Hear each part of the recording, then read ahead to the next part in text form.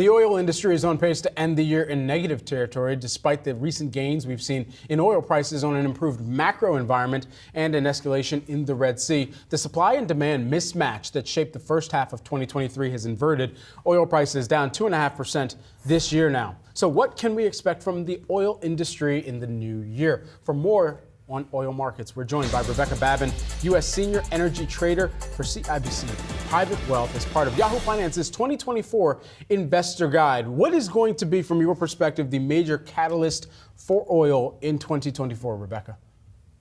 So I think the key for 2024 is going to be, what does U.S. supply do?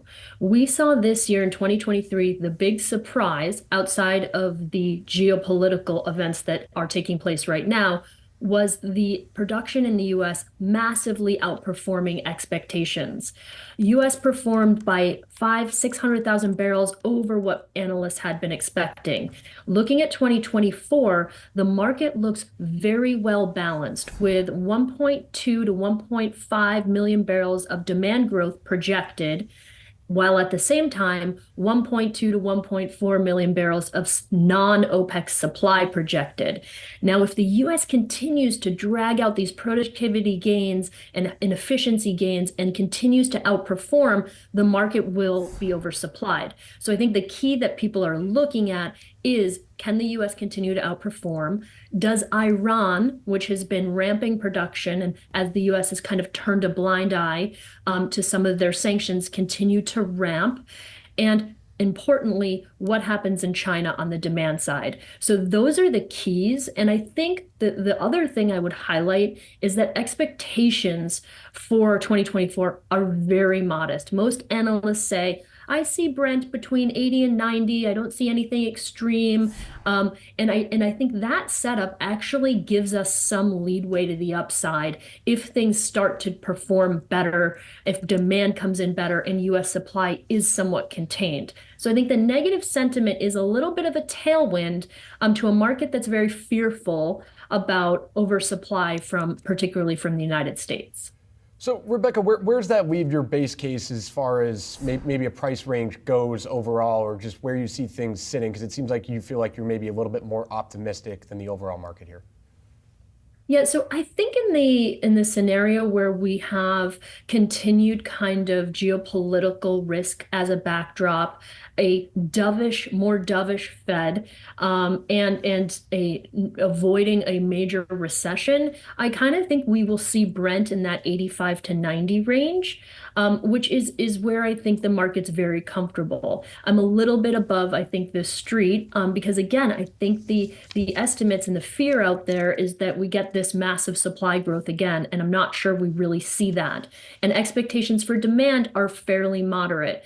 China really does have some room for demand growth next year, particularly in jet fuel. That has not fully recovered as road demand has this year, and that's really the tailwind. So I will be watching that high frequency data out of China very closely, as well as what's happening with demand in India, and keeping my eye on U.S. supply. I think those are my three kind of checklists of what I'll be watching most closely. Yeah, certainly. I mean, that caught our attention in the newsroom this morning. What to watch, Gate of Tears, particularly as you had written it, I believe, within that summary here. You know, as we think about where investors might see other kind of secondary or even tertiary impacts from the oil market spilling over elsewhere, where are some of those kind of larger exposures that you would anticipate as well?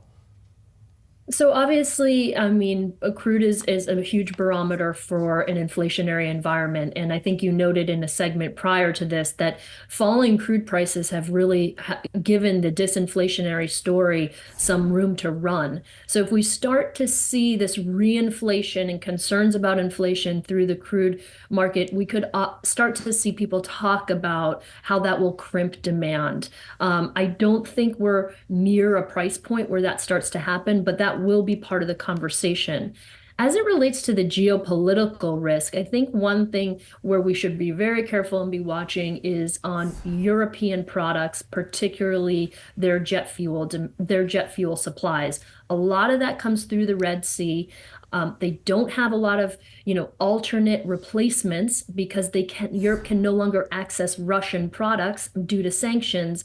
And that economy is already really struggling to come out of its kind of recessionary or very, very contraction environment. So if we see fuel costs in Europe really stay high due to these geopolitical events, that's something to watch, and I think where we could see an impact, a significant impact from these events. Absolutely. Well, Rebecca, we're going to have to wrap the conversation there. Rebecca Babin, U.S. Senior Energy Trader for CIBC Private Wealth. Thanks for joining us.